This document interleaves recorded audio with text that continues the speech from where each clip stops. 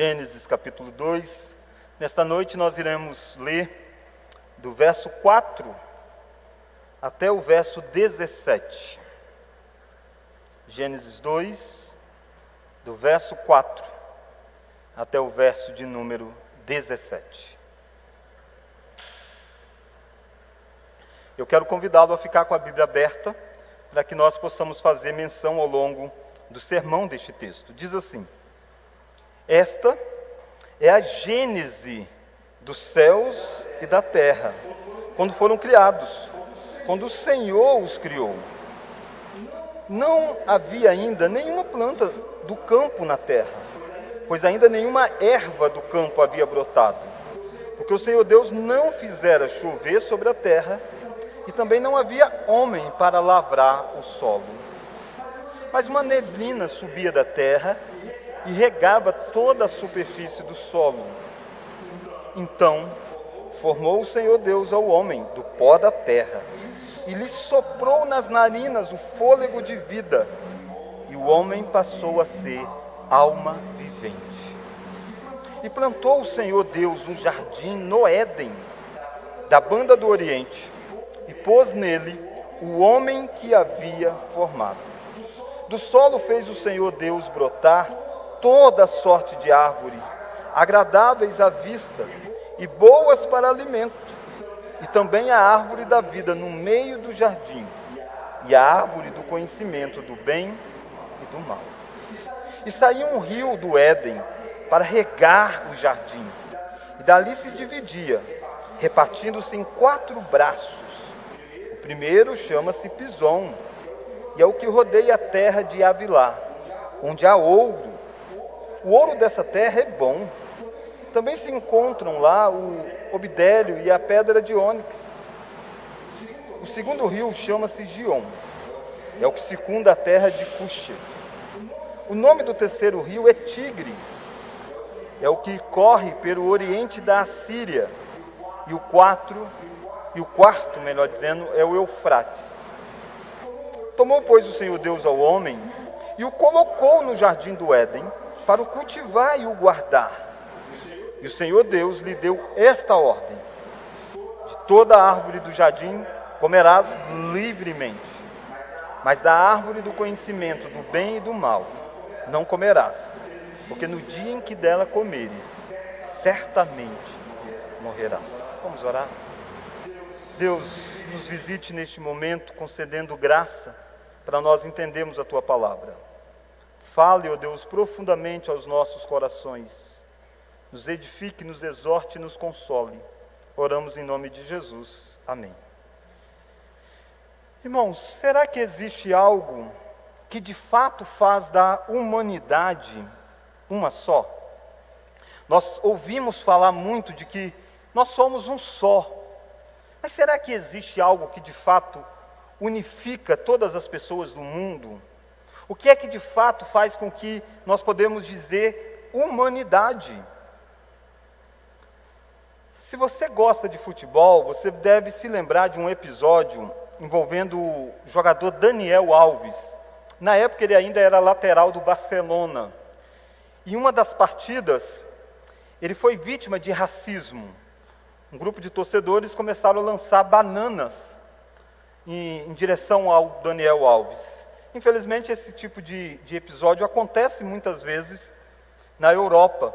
E aí o torcedor começou, inclusive, a imitar macaco. Lamentável nessa cena. E Daniel Alves teve uma atitude, um tanto quanto que irreverente, o que é muito típico dele. Ele pegou aquela banana e comeu a banana. E a partir daí uma hashtag se espalhou: somos todos macacos. A ideia de mostrar que, de fato, todos temos um só origem, uma só situação. Irmãos, por mais que o racismo seja, de fato, algo nocivo e terrível, foi lamentável esse episódio que fizeram com Daniel Alves, e tantas outras pessoas têm sofrido. Todavia, será que, de fato, dizermos somos todos macacos é algo que dignifica o ser humano, ou existe algo maior ou melhor? E o que nós vamos ver nessa noite é exatamente que nós, povo de Deus, nós temos um conceito maior e melhor para nós dizermos que existe sim uma igualdade na humanidade, que existe sim motivos para nós respeitarmos uns aos outros. Mas esse motivo não é que somos todos macacos, mas sim que somos todos a imagem e semelhança de Deus. Gênesis capítulo 2 vai narrar para nós a criação do primeiro homem. E este é o meu tema, o primeiro homem. Como que o primeiro homem foi formado? E talvez você deve se lembrar, pastor, parece que em Gênesis 1, parece que já tinha alguma coisa sobre isso. E de fato, há 2 relatos da criação do ser humano. Gênesis capítulo 1, a partir do versículo 26 em diante, você vai ver Deus formando o ser humano, e aí ele forma homem e mulher. E no capítulo de número 2, você vê a descrição melhor disso. Você diz, poxa, por que isso? Alguns críticos da Bíblia chegaram no passado a dizer até que isso aqui é porque foram 2 autores diferentes. Mas nós sabemos que não é porque foi 2 autores diferentes. O que existe aqui é um recurso literário. Gênesis capítulo 1, a ênfase não está necessariamente no homem, embora o homem é a coroa da criação. Mas ele vai descrever todo o processo de criação. E é interessante que em Gênesis 1, o nome de Deus é o nome chamado Elohim. É um nome um tanto quanto que genérico para Deus. É um plural de divindade. Inclusive em algumas literaturas usado até mesmo para Deus pagão. Então a ideia de um Deus que governa, um Deus que faz, um Deus que tem poder. Mas quando você olha o capítulo 2, você percebe que esse Deus que tem todo o poder, ele passa a ser chamado por um nome específico. Olha aí capítulo 2. Olha o verso 4. Esta é a gênese dos céus e da terra, quando foram criados. Quando? O Senhor Deus os criou. Agora ele não é mais chamado apenas de Deus, mas o Senhor Deus, e o Senhor tudo em maiúsculo. O que está acontecendo aqui, Moisés está usando 2 nomes para Deus. O nome de Elohim, o mesmo do capítulo 1, que era usado para Deus também. A ideia do Deus criador, Deus que tem poder. Mas existia um nome especial de Deus, um nome de aliança, que é o nome de Iavé, de um Deus que resolveu se dar a conhecer e formar para si um povo e chamar esse povo de meu povo. Foi o Deus que apareceu para Abraão, e foi o Deus que apareceu para Moisés, quando Moisés sai do Egito. E Moisés pergunta assim, quando Deus está conversando com Moisés, lá na sarça ardente, para chamá-lo para ser o libertador. Moisés diz, qual é o teu nome? Aí Deus diz, eu sou o que sou. É a raiz dessa palavrinha Iavé, que você tem aqui. Percebe que o primeiro leitor desse texto, talvez você diz, pastor, eu não entendi muito, você falou muita coisa de hebraico aí e tal. O primeiro leitor desse texto era um judeu. Era o povo que tinha saído do Egito. Era o povo que conhecia Deus exatamente pelo seu nome de Iavé, o Deus da aliança, o Deus dos nossos pais. E o que Moisés está mostrando é, olha para esse que tem todo o poder, o Criador. Ele é o Deus redentor da sua vida. A narrativa do capítulo 2 é como se fosse um parêntese do 6º dia. O capítulo 1 mostra os 6 dias da criação, e o 6º é a criação do homem. Agora ele diz, deixa eu mostrar para você como que Deus criou o homem, com muita personalidade. Ele nem é apenas chamado de Deus Todo-Poderoso, ele é chamado do Deus que tem uma aliança. E ao contrário das descrições dos outros formas de criar, no capítulo 1, haja luz e houve luz, você vai ver aqui a figura de um Deus muito pessoal. Deus se apresenta aqui como um jardineiro, ele planta um jardim. Deus se apresenta aqui como um oleiro, ele faz um boneco de barro, ele tem contato, ele se relaciona, e ele é um governante, um rei, que dá autoridade para o seu súdito fazer algumas coisas. Aliás, do capítulo 2 até uma boa parte envolvendo a queda do ser humano aqui, é assim que Deus vai ser conhecido em Gênesis, o Senhor Deus, o Senhor Deus. E o que é que nós então podemos entender desse Deus que é Criador e Redentor, desse Deus que quer ter relacionamento conosco, como que isso está presente na criação do homem? Eu quero olhar então com você algumas lições sobre como Deus criou o primeiro homem. Lembrando que nós estamos falando de como Deus criou aquele que deu origem a nós. Nós estamos falando da nossa história. Nós estamos falando do nosso primeiro pai. E o que Deus fez na vida dele, e o que ele fez daquilo que Deus fez na vida dele, repercute na sua vida e na minha vida hoje. Nós somos descendentes de Adão. E olha então como que se dá. E a primeira lição é que o homem foi criado à imagem e semelhança de Deus, mesmo sendo feito do pó da terra. O texto vai narrar para nós que faltavam algumas coisas. Ainda não tinha nenhuma planta no campo da terra, porque não tinha chovido e porque não tinha um homem lá ainda. Então Deus vai criar o homem para que ele possa cuidar da terra. Percebe que a criação do homem está ligada a um propósito. Deus criou o mundo e agora ele vai criar o homem para cuidar do mundo criado. E aí então olha a descrição. Olha o verso 7. Verso 6 vai dizer para nós que uma neblina subia da terra, como se fosse mesmo uma água subterrânea, uma água que brota da terra, e regava a superfície do solo. Lembra que havia muitas águas, Deus tinha juntado as águas em volta dessa grande porção de terra. Olha o verso 9. Então, a partir desse fato, olha o verso 7, melhor dizendo. Então, formou o Senhor Deus ao homem do pó da terra, e lhe soprou nas narinas o fôlego de vida, e o homem passou a ser alma vivente. Essa é uma descrição bela, essa é uma descrição de um Deus que está envolvido com a criação. Ele não apenas diz, mas ele forma, ele modela. Se Deus tomou alguma forma para fazer isso, ou se isso é uma linguagem chamada que nós usamos, por exemplo, de antropomorfismo, que é dar a Deus a forma de homem, para que nós possamos entender o que Deus faz. A Bíblia faz isso várias vezes. A Bíblia diz que a mão do Senhor, os olhos do Senhor, e Deus não tem mão e não tem olho. Então é uma figura de linguagem para mostrar, transmitir a nós. Talvez é uma figura de linguagem, mas o que Moisés quer mostrar para nós é que a criação que Deus faz com o homem envolve envolvimento. Deus forma ele do pó. Deus está totalmente envolvido, tanto que ele está envolvido que no capítulo 1, antes de criar o homem, houve uma conversa trinitária. Deus disse para si mesmo, façamos o homem à nossa imagem. Ele está dizendo Deus Pai, Deus Filho e Deus Espírito Santo, vamos fazer o homem. Quando apenas ele teria dito, faça com as outras coisas. Haja luz. Mas com o homem vamos fazer? Vamos. Como que vamos fazer? Vamos nos envolvermos na formação deste homem. E Deus forma o homem do pó da terra. Mas é interessante essa informação. Porque quando a gente olha para o homem, ele é descrito como a coroa da criação. No Salmo 8 é dito para nós que Deus o fez um pouco menor do que Deus. E de fato nós temos esse inúmero valor.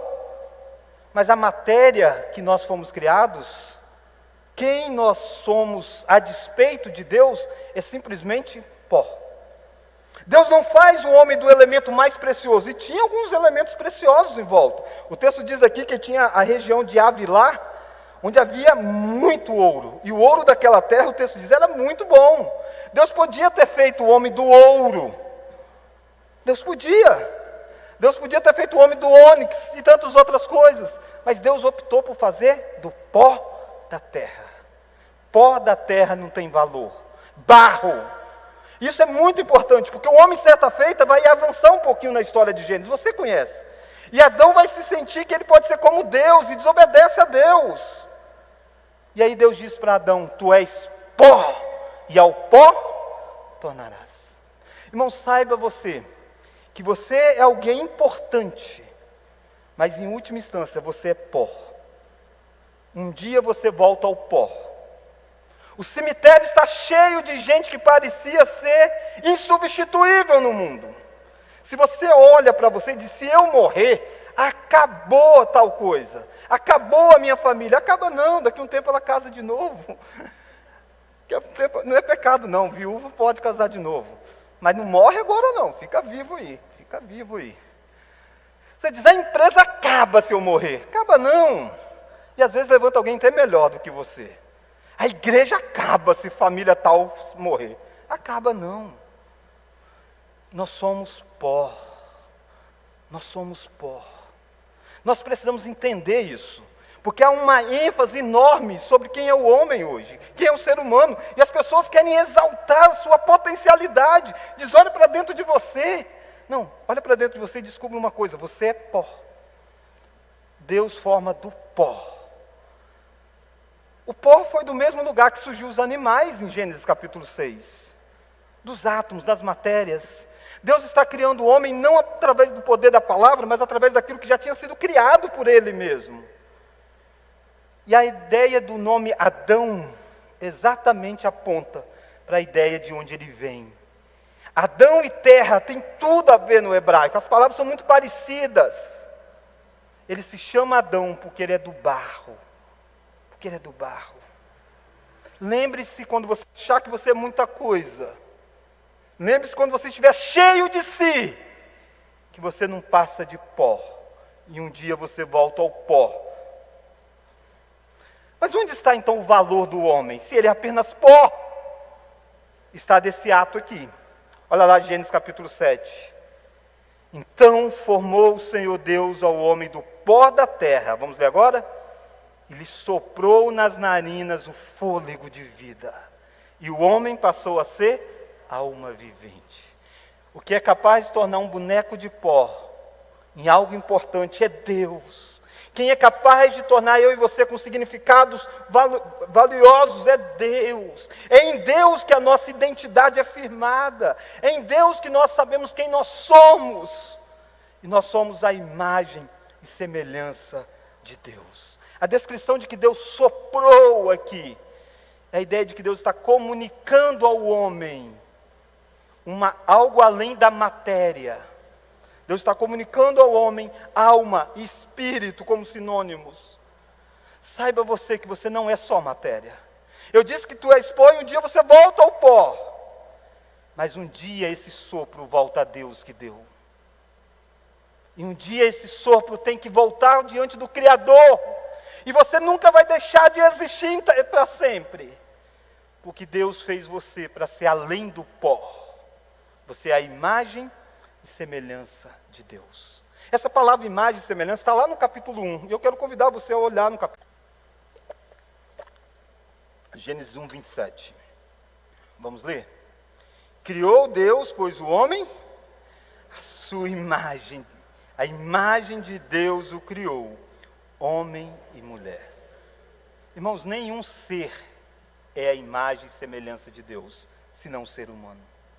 Você é pó, mas você é um pó que é a imagem e semelhança de Deus. Por isso que você é descrito como alguém feito um pouco menor do que Deus. E o que é essa ideia de imagem e semelhança? Naturalmente que há muitas coisas aqui, eu não tenho como explorar tudo isso numa mensagem. Mas eu quero lembrar você duas coisas principais que envolvem imagem e semelhança. A primeira delas é a ideia de espelhar. Ser imagem e semelhança é a ideia de espelhar quem Deus é. Deus faz todas as outras criaturas e Deus não vai ter uma forma para essas criaturas verem Deus. Os animais não vão ver Deus, mas os animais vão poder saber quem Deus é, através de um reflexo de quem Deus é. Através de um espelho que vai espelhar. E esse espelho é a criação do homem. Isso é ser imagem e semelhança de Deus. É refletir Deus. E Deus então quando sopra no ser humano, Deus dá ao ser humano alguns atributos que eram do próprio Deus. Não todos. Mas Deus comunica alguns atributos. Moralidade, santidade, criatividade. A ciência gosta de definir o homem como o animal racional. Biblicamente não, biblicamente nós somos muito diferentes de animais. Nós somos mais do que seres racionais. Nós somos seres criados à imagem e semelhança de Deus. Isso nos distingue. O hashtag somos todos macacos deveria ter sido substituído. Somos todos à imagem e semelhança de Deus. Por isso não pode ter racismo. Por isso não pode ter uma raça superior à outra, como tentou se fazer com o nazismo. Não existe isso. Todos nós somos pó e todos nós somos a imagem e semelhança de Deus. Mas a imagem e semelhança não é apenas para espelhar. Imagem e semelhança também representava. Na cultura antiga, os reis colocavam imagens de si nas regiões. E as pessoas olhavam para aquelas imagens e lembravam, esse território pertence ao rei tal. Nabucodonosor fez isso, por exemplo, na história de Daniel. E o que Deus está fazendo é o seguinte: você, Adão, vai me representar. Você, Eva, vai me representar. Você será aquele que é chamado do vice-gerente da criação. Você vai governar em meu nome. Irmãos, que coisa grandiosa. Deus nos fez a imagem e semelhança de Deus, mesmo sendo feito do pó da terra. Era do pó, mas ele não era igual aos animais. Deus não soprou sobre os animais. Ele não era igual às plantas. Deus não soprou sobre as plantas. Ele é o único ser diferente de todos os outros. Saiba você que se você olha para o mundo e você valoriza mais animais do que pessoas, você está em pecado contra Deus. Se você é adepto daquela frase, quanto mais eu conheço o ser humano, mais eu amo o meu cachorro, desculpa, mas você está em pecado. Essa noite é para você reverter isso. Por pior que seja o ser humano, ele tem algo que nenhum outro ser tem. Ele tem a imagem e semelhança de Deus. Por isso ele deve ser amado. Por isso ele deve ser respeitado. Por isso a dignidade dele precisa ser preservada. Por isso, a despeito de quão terrível é a situação dele, nós devemos pensar muito seriamente em como valorizar uma pessoa. Afinal, ela é a imagem e semelhança de Deus. Mas ela é pó. Ela só tem valor porque Deus deu valor a ela. Mas eu quero olhar a segunda lição com você. Essa primeira lição, então, é que o homem foi criado à imagem e semelhança de Deus, mesmo sendo feito do pó da terra. A segunda lição é que o homem foi colocado em um jardim preparado por Deus. Volta para Gênesis capítulo 2. Gênesis 2.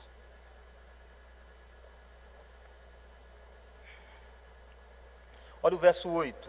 Depois de Deus então ter feito o homem, verso 8, vamos ler? E plantou o Senhor da banda do Oriente e pôs nele o homem que havia formado. Perceba de novo, e plantou o Senhor Deus, Yahvé Elohim, o Deus criador, mas é o Deus da aliança. Ele agora planta um jardim. Ele não diz também, haja, não, ele planta um jardim.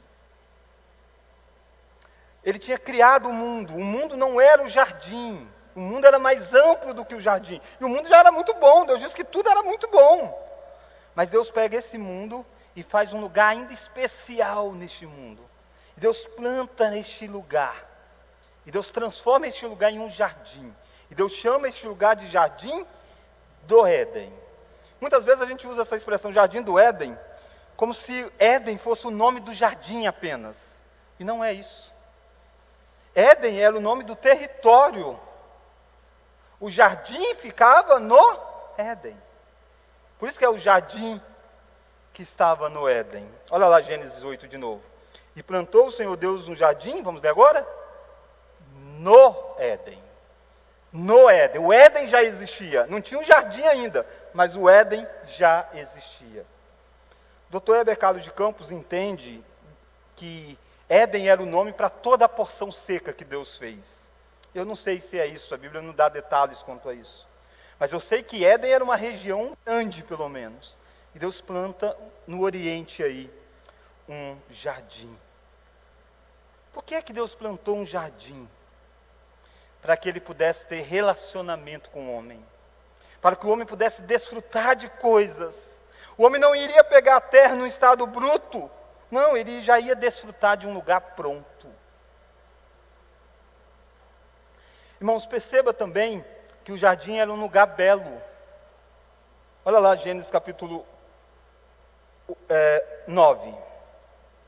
Do solo, Gênesis capítulo 2, verso 9, vamos ler? Do solo fez o Senhor Deus brotar toda a sorte de árvores agradáveis à vista. Só um detalhe, árvores agradáveis à vista. Ele está falando de aparência. O jardim era belo pelo que Deus fez brotar naquele lugar. Quando você vai ver a queda, e a gente vai ter um sermão só sobre a queda, você vai ver que Eva achou a árvore do fruto proibido bela aos olhos. Não, não era aquela árvore que era bela, eram todas belas. Às vezes você olha para a história da queda e você diz, poxa, mas também, né, Deus tinha que plantar lá uma árvore para Adão cair. Ei, abre os olhos porque era o jardim era todo belo, não tinha por que Eva colocar os olhos em um fruto apenas, no fruto proibido. É no jardim belo aos olhos, mas era também um jardim útil. Não tinha só beleza, tinha utilidade. Olha lá o verso 9. Do solo fez o Senhor Deus brotar toda a sorte de árvores agradáveis à vista, e vamos ler agora? E boa para alimento. Deus está cuidando do ser criado. Deus é um Deus que sempre cuida das suas criaturas. O Deus Criador e o Deus Redentor cuida. Israel estava sendo chamado a entender que Deus, quando faz, Ele faz de uma forma a prover o que nós necessitamos.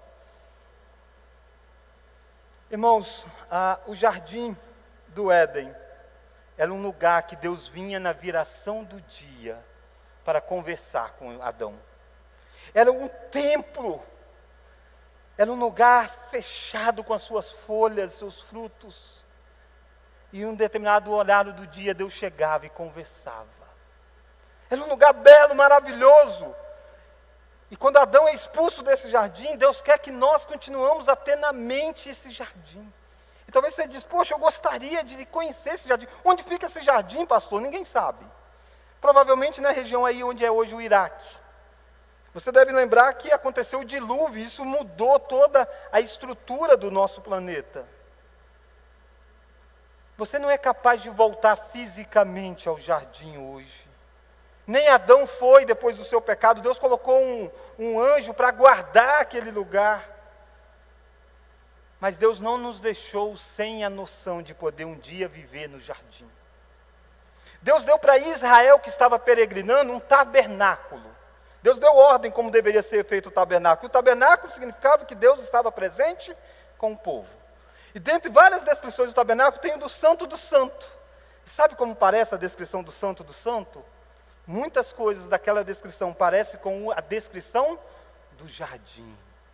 Remetia a eles que existia um jardim sendo reservado para eles. E Apocalipse vai terminar para nós com a história de um jardim. Apocalipse termina descrevendo uma grande cidade, a Nova Jerusalém, e diz que no centro daquela cidade tem lá um jardim. Nós um dia vamos desfrutar daquele lugar tão belo que Adão desfrutou. Deus fez isso. Deus colocou um homem em um jardim. Foi Deus quem plantou o jardim, não foi Adão. O jardim e Éden são coisas diferentes. O jardim era um lugar belo. E o jardim era um lugar útil. Mas eu quero olhar com você a terceira lição. Ao homem foi dado uma missão. Ao homem foi dada uma missão. O que Adão deveria fazer com esse jardim que Deus o coloca lá? Parece até que Deus fez Adão fora do jardim. E aí ele faz e coloca Adão no jardim. Lembra, não pensa que fora do jardim era tudo ruim. Não, tudo era bom. Agora o jardim era o lugar de habitação, de ter contato com Deus. E agora então Deus vai dar uma missão para Adão nesse jardim. Olha lá comigo o verso de número 15. Vamos ler? Tomou, pois, o Senhor Deus ao homem e o colocou no jardim do Éden para o cultivar e guardar. Não foi para o ócio. Deus não fez o ateu e nem o à toa. Deus não fez nem o ateu e nem o à toa. Deus não fez assim não. Deus fez Adão para cultivar e guardar esse jardim. Cultivar é a ideia de trabalhar naquilo que está diante dele. Lembra que não tinha ainda determinado tipo de árvores no mundo criado por Deus, porque não tinha homem para lavrar. Deus disse, deixa eu fazer um jardim colocar esse homem para cuidar e dizer para esse homem, cresça esse lugar. Gênesis 1:27 diz, crescer, multiplicar e encher a terra. Deus está dizendo, pega o jardim do Éden e o torna um lugar que vai se expandir por toda essa porção seca que eu criei, por todo o universo. Multiplica isso, trabalha sobre isso. Eu fiz vocês com alguns mandatos. A imagem e semelhança de Deus dá ao homem poder para governar, para dominar, criatividade. Deus diz para o homem, os animais estão sob o governo seu, é para você cuidar disso. Mas talvez você pense cultivar na ideia de explorar. Mas a palavra hebraica não dá essa ideia. A palavra hebraica para cultivar é a ideia de trabalhar, desempenhar, servir. É uma ideia de serviço. O que Deus está dizendo para Adão e Eva é que eles deveriam cuidar daquele lugar de forma a servir. Adão e Eva se relacionavam com os animais de uma forma como ele cuidaria dos animais. Ele cuidava da natureza de forma a preservar, a cuidar dela. Ele era a imagem e semelhança de Deus naquele lugar. É como Deus fazendo aquilo. É isso que Deus está fazendo a Adão. Essa é a missão para Adão. Cultivar o jardim como Deus cultivaria. Mas há uma segunda missão para Adão. Além de cultivar, ele deveria fazer o quê? Guardar. Guardar? Como assim? Você já conhece a história, mas aqui nós estamos começando Gênesis. E já tem uma informação. No 6º dia existe uma informação dizendo, Adão, este lugar precisa de proteção. E você terá que ser o instrumento para guardar, para proteger este lugar. Este lugar será atacado de alguma forma. Você sabe que ele foi atacado. Você sabe que chegou uma serpente naquele lugar, que era a personificação do próprio diabo. E o que Adão deveria ter feito? Guardar o jardim. E sabe o que é o jardim? Ezequiel vai chamar? Jardim do Éden, e vai colocar assim, o jardim de Deus. Irmãos, Deus colocou Adão no jardim, mas o jardim nunca foi de Adão. Adão foi sempre um mordomo, o jardim sempre foi de Deus. Adão morava no jardim, mas o jardim pertencia a Deus. E Adão deveria guardar. Mas Adão não guardou. Adão e Eva foram enganados pela serpente. Deixou com que a serpente fizesse algo terrível dentro do jardim. Era para Adão ter expulsado a serpente do jardim. E para essa missão de cultivar e guardar, é uma missão muito grande. Deus disse para Adão, não é bom o homem estar só. Eu vou fazer uma mulher para você, cara. Mas se você encontra a mulher conversando com o inimigo do jardim, ouvindo, dialogando, e aquele que veio para destruir, em vez de Adão e Eva expulsar, é a serpente que de certa forma leva Adão e Eva a serem expulsos do jardim. Percebe como inversão aconteceu nessa história? Percebe o quão fracasso foi dos nossos primeiros pais? O quão sério foi a desobediência de Adão? Não é apenas comer do fruto, lógico que o comer do fruto é a personificação de tudo isso. Mas ele não estava cultivando e ele não estava guardando como deveria ser. Adão foi um péssimo mordomo. E você? Você é descendente desse cara aqui. Eu sou descendente de Adão. Deus deu a nós a missão de continuar cultivando este mundo. Mesmo depois do pecado, depois do dilúvio, Deus vai dizer para os descendentes de Noé, faça a mesma coisa, cresça, multiplique, domine sobre isso. E quantas vezes eu e você somos maus trabalhadores no nosso espaço de trabalho? Quantas vezes eu e você somos cruéis com os animais, cruéis com a natureza? Quantas vezes eu e você não desenvolvemos nada, fracassamos em tudo, o que é dado às nossas mãos a gente não avança. Nós estamos pecando contra o fato de sermos a imagem e semelhança de Deus. Mas há avanços na humanidade, e esses avanços só acontecem porque são a imagem e semelhança de Deus. Irmão, se a primeira lição foi que o homem foi criado à imagem e semelhança de Deus, mesmo sendo feito do pó da terra, a segunda lição é que o homem foi colocado em um jardim preparado por Deus. Terceira lição, ao homem foi dada uma missão, cultivar e guardar. Quarta e última lição, ao homem foi dada uma ordem. Ao homem foi dada uma ordem. Olha lá o verso de número 16. E o Senhor Deus, de novo a ênfase, Senhor Deus, Redentor e Criador, poderoso nos seus atos de criação e redenção. E o Senhor Deus lhe deu esta ordem. Qual é a ordem? Talvez se eu perguntasse para você, diga para mim qual foi a ordem que Deus deu.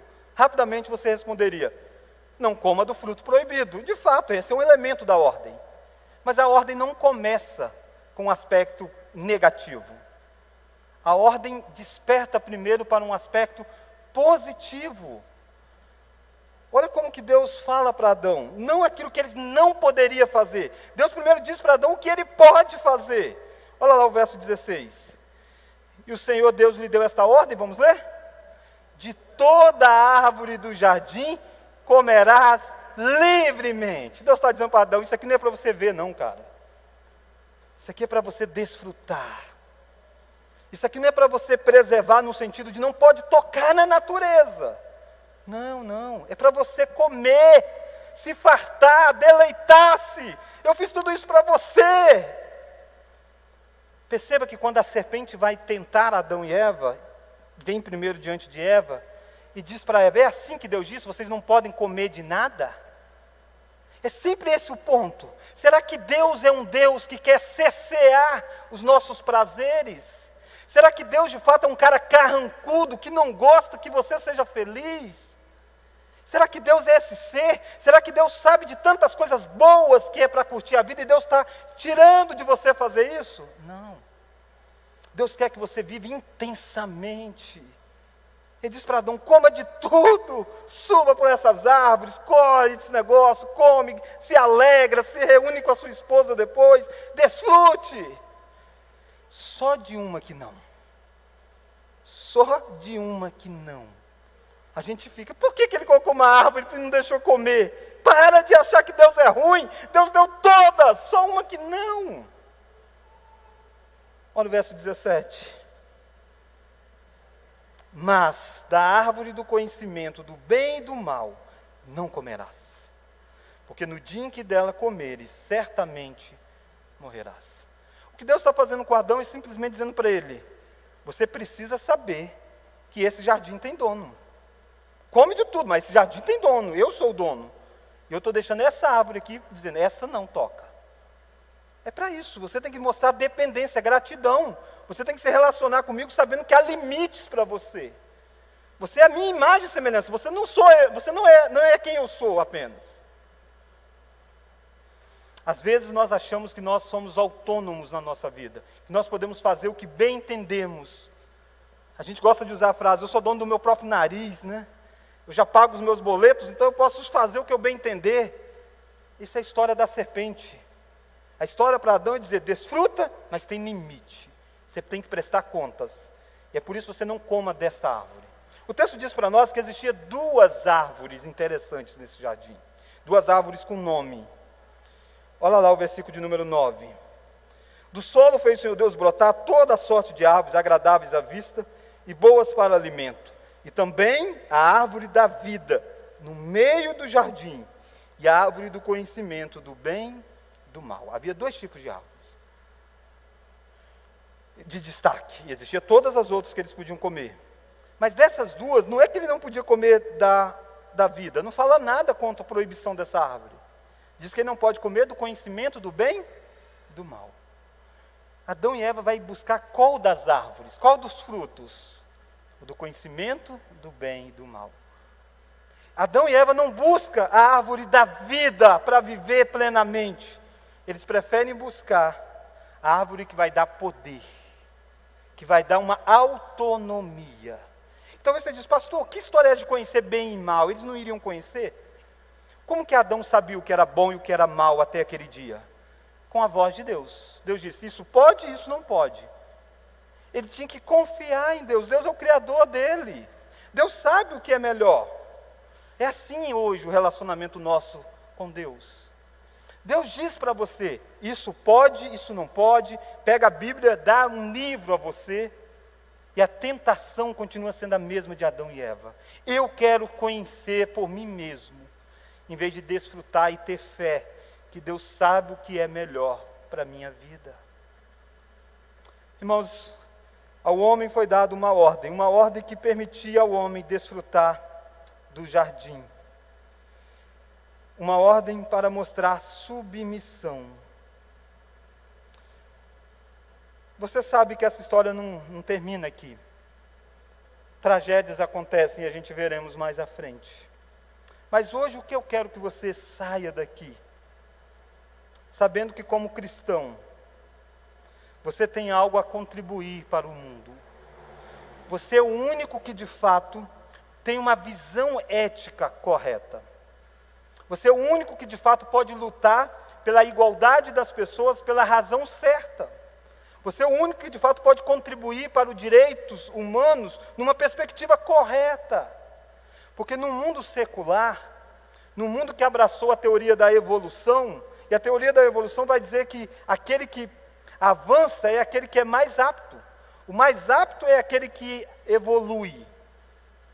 Se de fato o ser humano fosse fruto da evolução, se os mais aptos são aqueles que vão permanecer, os menos aptos vão ficar para trás.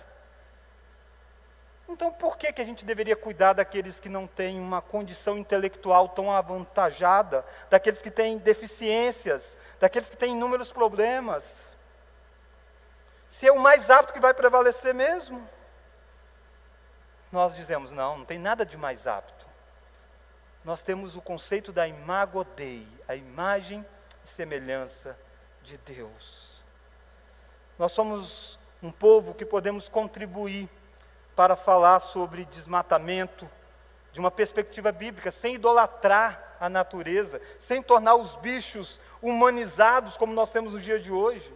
A coisa está tão difícil que teve uma igreja que fez o culto pet e batizaram o cachorro.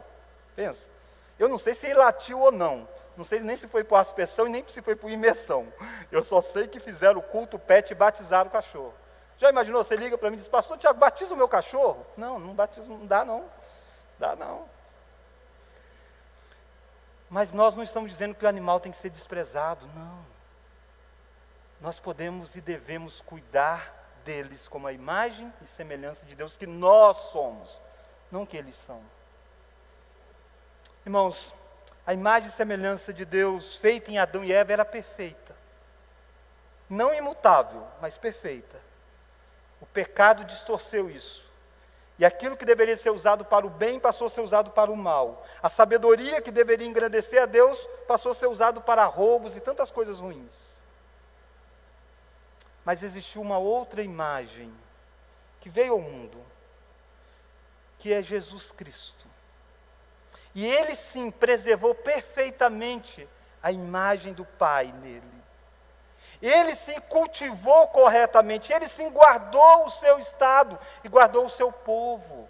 Ele é o chamado de segundo Adão, o segundo representante. E ele guardou a sua igreja. Na oração sacerdotal ele diz, Pai, eu os guardei, nenhum se perdeu, exceto o filho da perdição. Saiba que em Cristo Jesus, a imagem de Deus pode ser refeita. Nenhuma pessoa perde a imagem, ela é distorcida, mas não perde. Mas em Cristo ela está sendo refeita. E no último dia, quando Jesus voltar, sabe qual que é o projeto de Deus? Não é nos livrar do inferno. A ideia que muitas vezes as pessoas têm, que você deve crer em Jesus para ser liberto do inferno, é muito pouco. É bom ser liberto do inferno, mas tem algo mais. O que Deus quer fazer em você, o que Romanos diz, tornar você a imagem e semelhança de Jesus Cristo. Tornar você de fato a imagem perfeita de Deus. E dar a você mais do que um jardim, dar a você a nova Jerusalém, e lá dentro um jardim.